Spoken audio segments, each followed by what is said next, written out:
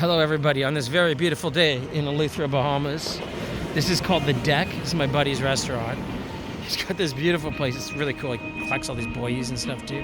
His name's Mark. If you want to see some of the funniest stuff you've ever seen in your life, you read the 1-star reviews of this place. When he's had a few too many on TripAdvisor. So anyhow, he's got this beautiful spot. He's near Governor's Harbor. I'm near Gregorytown. And it's hilarious. All he does is burgers really here. He does fish burgers, hamburgers. He's got these kind of fish bites he does. So I'm going to take we're just kind of waiting for the burgers to be done for lunch. I'm here with my friend Sean, who's kind of my handyman. So, and he made all this stuff too. This kind of cool concrete thing here. So he's kind of got this house in the sky. It's pretty cool. Anyhow. It's kind of rocky here, but yeah. So the reason this water is still so blue, even though we're on the Atlantic side, is unlike Surfers Beach, near where I live, this has a breaker. This has a reef where the water breaks. So it also keeps the reefs also keep the sharks out. But anyhow, so that keeps the water that kind of beautiful turquoise kind of color. It's low tide right now, so there's a lot of kind of rocks here, so excuse me if I'm a little distracted. So you see, this is a pretty cool place where I live.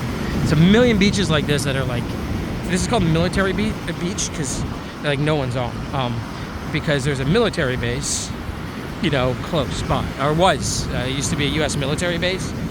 That's why actually there is the airport in Governor's Harbor is very long.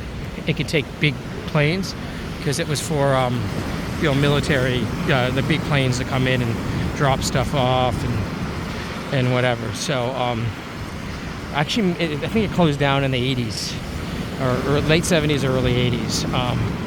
Anyhow, so yeah, he gets a lot of those boys. Just like what pisses me off is, before I get into some stock chart stuff, is all the shit that people, excuse my language, that people throw off boats and cruise ships and whatever. It's disgusting. So we all, these people, these environmentalists, jerks are all obsessed with, global warming.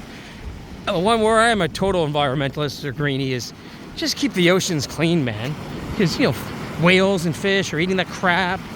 It's not cool at all. You can see how it ruins the beach. So, so now we're on the beach. You can see this beautiful sand here. One second. Just taking my sandals off. So what are we going to talk about today? Stock chart of the day. Yesterday I talked about some warning signs for the year. Actually, you know what? Because one of my sponsor companies did have some news, and it's a silver stock, and someone asked me to talk about silver. So we're talking about silver. So silver is kind of lagged gold here, where gold is near the all-time highs. Obviously, I wouldn't expect at this phase in the cycle silver to be at the all-time highs, but silver is not even really that close to its 2020 highs right now. It's it's kind of meandering in the $22, $23 range. So if you go look at the chart, I think we need to break about 24, 25 as the short-term resistance. And see, here's the way precious metals markets work. I consider silver kind of like, if you consider like gold a blue chip stock, silver is kind of like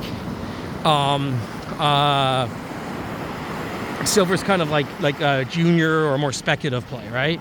And it tends to move on later in the cycle.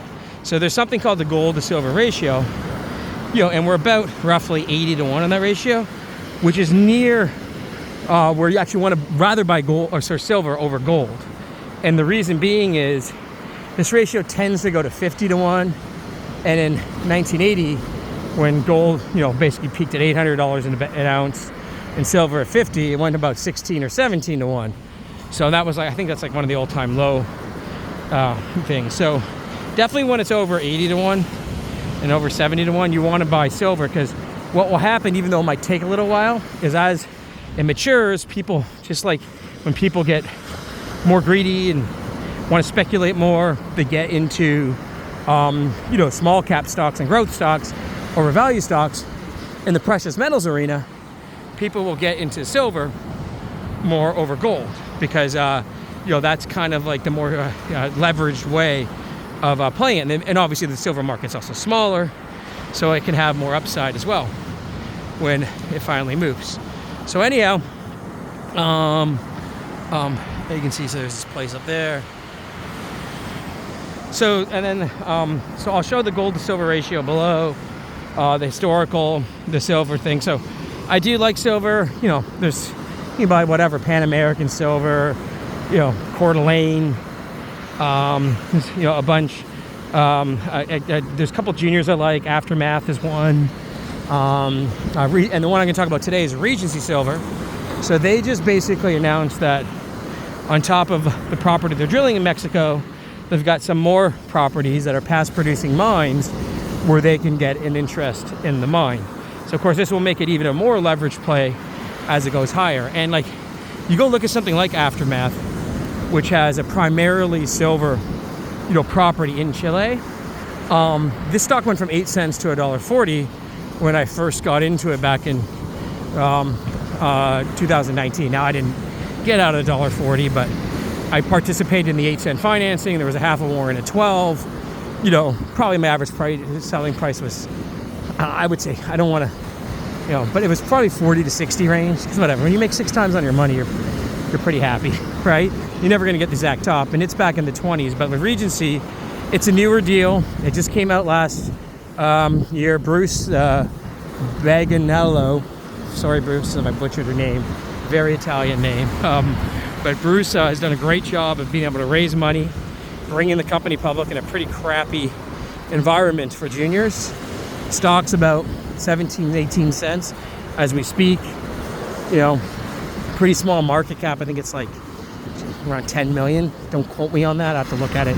But I participated in the 20-cent financing they did recently. And then they did another financing. So, this was very good news. And of course, they have to drill up these properties, which will probably happen, in the first 3 to 6 months of this year. And Bruce doesn't really want to, do a production company. I'm going back now. Our burgers are almost ready. So Bruce wants to kind of, he wants to, just build up the resource and sell it. So anyhow, that's one of our sponsor companies, the stock chart of the day. And there's my kind of outlook for silver. I think it's just, again, it's very simple in these cycles of silver and gold. Is near the bottom, silver tends to get cheap compared to gold. And then it will slowly start to outperform. And then as it matures, it will really outperform. Like silver at the top of the last cycle in 2011, silver went back to that $50 an ounce. Remember that $50 an ounce in 1980 was very artificial, because the Hunt brothers, cornered the market. So then when it was like gold was like 1900, silver is 50. So again, that ratio went down to like 35 to 1. So anyhow, again, look at that. Let's say, for argument's sake, you think in this next cycle gold's going to go, I don't know, 4,000. Well, if silver goes to 40 to 1 instead of 80 to 1, that means the silver will go up twice as much as gold. So 4,000 would be a double on gold. Silver would go up 4x, and you're talking silver probably $100 an ounce, right, if that happens.